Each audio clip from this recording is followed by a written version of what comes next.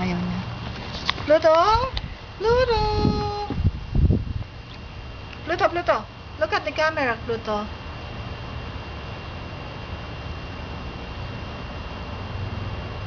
Video yan eh. Ah, video. Walang niya ka.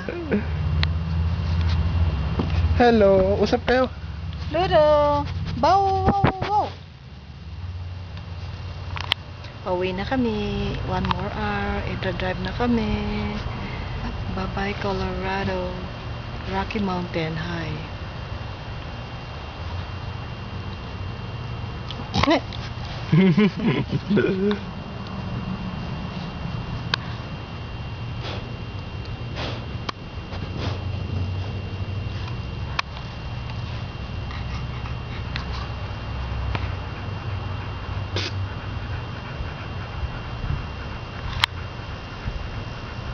Ikaw ko ng kota.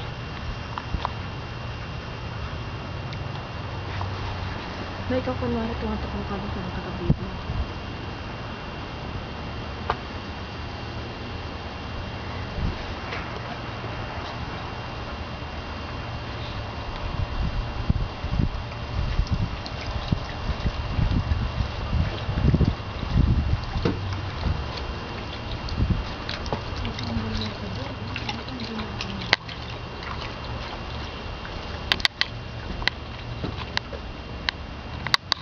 Tingnan mo na yun, may chandelier siya doon. May chandelier doon. Buti hindi nahahanginan kung may tornado. Salita ka lang. Ako naman kukuha sa'yo. Ayun na yung aso sa likod mo. Ayan na. Pluto! Pluto! Ano yun? Halika, harap ka dito na. Ano masasabi mo? Wala naman. Wala. Kailangan papagupit na eh. Pag pwede na ako magpakalbo. Di ba, Pluto? O yan. Orly, anak mo may aso na. Panay akap sa aso. Itong aso to, ito daw yung sa aso sa Alaska, yung nanghihila ng ano.